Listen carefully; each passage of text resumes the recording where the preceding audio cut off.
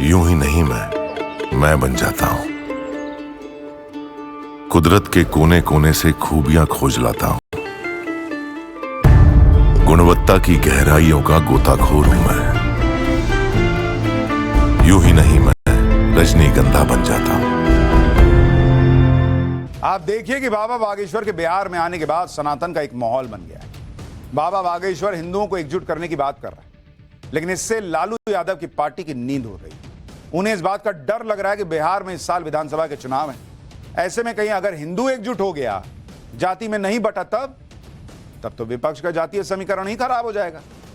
आप देखिए कि अभी मार्च चल रहा है, बिहार में चुनाव नवंबर में होना है। नवंबर में आप सोचिए, मतलब करीब करीब 8-9 महीना बचा हुआ है।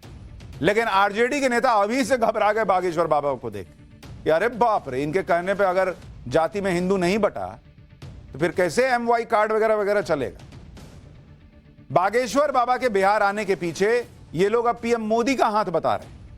अब कोई इन लोगों से पूछे कि पिछले महीने दिल्ली के चुनाव में बाबा बागेश्वर ने कौन सी कथा की थी, लेकिन केजरीवाल हारे कि नहीं हारे।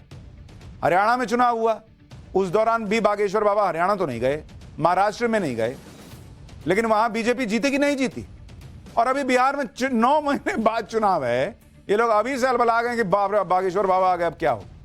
सुनिए बिहार में बाबा बागेश्वर ने विरोध करने वालों को क्या जवाब दिया है, फिर बताऊंगा उनको लेकर कैसे कैसे अटैक हो रहे हैं। बहुत से लोगों को बिहार आने पे बड़ी आग लगती है। हम देख रहे 2-3 दिन से मीडिया पर बड़े बवाल छाए, बाबा को आने दो, हम घेरेंगे, हम मारेंगे। ठटरी के बरे नक्कटा मूसर चंद हलुआ नाथ, अरे घेरेंगे मारेंगे, क्या तुम्हारे बाप का देश है भैया। ये देश रानी लक्ष्मीबाई का है, ये देश बाबर का नहीं रघुवर का है। ये देश मेरे माई बाप, ये देश राम का है, ये देश कृष्ण का है, ये देश संतों का है, सुभाष चंद्र बोस का है। मेरे प्रियजनों, बिहार हमारा है और हम जब तक जिएंगे तब तक आएंगे।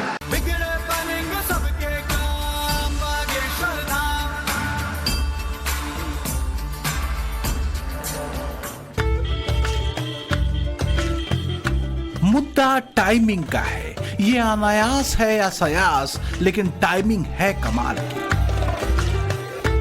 क्योंकि एक ही वक्त में हिंदुत्व के 3 बड़े चेहरे बिहार की धरती पर पहुंचे। हिंदुत्व के फायर ब्रांड कथावाचक बागेश्वर धाम के पीठाधीश्वर बाबा बागेश्वर, देश ही नहीं दुनिया के जाने माने धर्मगुरु श्री श्री रविशंकर और संघ प्रमुख मोहन भागवत। अब इन त्रिमूर्तियों का एक ही समय में बिहार में आना चुनावी साल में चुनावी नजर से ही देखा जा रहा है। खासकर आरजेडी तो देख ही रही है, क्योंकि हरियाणा महाराष्ट्र से दिल्ली तक के चुनाव में संघ की सक्रियता और हिंदू एकजुटता का जादू आरजेडी देख चुकी है। बिना लाग लपेट के बिहार में बाबा बागेश्वर ने हिंदुओं की एकजुटता वाला कार्ड चल दिया है। हम अपनी निजी लड़ाई नहीं लड़ रहे हैं, हम इस दुनिया में रहने वाले 150 करोड़ हिंदुओं की लड़ाई लड़ रहे हैं। हमारे मन में पीड़ा चलती है। हम दिन रात क्यों मेहनत कर रहे हैं, एक पीड़ा हमारे मन में चलती है जो हम आप लोगों को बताना चाह रहे हैं। 65 से ज्यादा देश इस्लामिक हैं, 95 से ज्यादा देश ईसाइयों के, एक देश यहूदियों का है, एक देश बौद्धों का है। किसी भी देश से मुसलमानों को निकाला जाएगा तो 65 से ज्यादा मुस्लिम देश दोनों बाएं फैलाकर उनका स्वागत करेंगे। किसी भी देश से ईसाइयों को निकाला जाएगा तो 95 से ज्यादा देश ईसाइयों का दोनों बाएं फैला करके उनका स्वागत करेंगे। किसी भी देश से बौद्धों को निकाला जाएगा तो तिब्बत स्वागत करेगा। किसी भी देश से यहूदियों को निकाला जाएगा तो इजराइल स्वागत करेगा। लेकिन भैया 150 करोड़ पूरी दुनिया में Fiji, Suriname, Pakistan, Bharat, Nepal, Mauritius ने, इन देशों में हिंदू रहते हैं। अगर इन देशों से हिंदुओं को निकाल दिया जाएगा तो हिंदू कहां जाएगा? बाबा बागेश्वर के बिहार आने से आरजेडी के खेमे में खलबली क्यों मची, इसे समझना मुश्किल नहीं। आरजेडी की पीड़ा भी यूपी में समाजवादियों वाली है। यूपी में अखिलेश ने लोकसभा चुनाव में भले ही पीडीए वाले दांव के हिट होने का दावा किया हो, लेकिन योगी के बटोगे तो कटोगे के मंत्र ने उपचुनाव में ये साफ कर दिया कि हिंदू एकजुटता वाला मंत्र असरदार है। बिहार की जमीन पर बाबा बागेश्वर अगर अपनी कथाओं में हिंदू एकजुटता का सूत्र समझाने में कामयाब रहे तो आरजेडी के लिए मुश्किल हो सकती है, क्योंकि बाबा बागेश्वर की सभा में जबरदस्त भीड़ जुटती है। इसमें महिलाओं और युवाओं की संख्या कहीं ज्यादा होती है और ये भीड़ अपने आप नहीं आती, कोई लाता नहीं, बल्कि यह स्वतः स्फूर्त होती है। बाबा बागेश्वर के प्रति आस्था सभी जाति के लोगों के बीच है। जाहिर है अगर कथाओं में चर्चा हिंदू राष्ट्र या हिंदू एकजुटता की होगी तो बाबा बागेश्वर की बातों को भी गंभीरता से लिया जाएगा, और अगर कहीं ये सियासी मूड में बदला तो क्या होगा, इसका अंदाजा शायद आरजेडी को है। तो क्या यही वजह है कि आरजेडी नेता बाबा बागेश्वर पर बिफरे हुए हैं? अरे कौन सा बागेश्वर बाबा, शंकराचार्य तो जवाब दे दिया ना, अभी मुक्तेश्वर आनंद उनको। ये देखिए पाखंडवाद परोसने वाले लोग हैं, नफरती संप्रदायी लोग हैं। इनको भगवान जी ने अयोध्या में हरा करके जबरदस्त संदेश दिया है देशवासियों को, दुनियावासियों को, कि ये धर्म के नाम पर धंधा करने वाले लोग हैं। ये भगवान को बेचने वाले लोग हैं, इससे परहेज करो। करीब 2 साल पहले मई 2023 में पटना में बाबा बागेश्वर की कथा हुई थी। तब उनके दर्शन और प्रवचन सुनने के लिए भारी भीड़ उमड़ी थी। भीड़ इतनी थी कि बाबा को ऐलान करना पड़ा था कि वो अगले साल सितंबर में फिर बिहार आएंगे और सबसे मिलेंगे। वो अपने वादे के मुताबिक सितंबर 2024 में दोबारा बिहार पहुंचे, जहां गया में उनके भक्तों का रेला उमड़ पड़ा। बाबा बागेश्वर के आह्वान पर लोग हिंदू एकजुटता की शपथ लेते दिखे, और अब गोपालगंज में भी वही माहौल दिखा, जहां बाबा बागेश्वर 10 मार्च तक अपना दरबार लगाएंगे।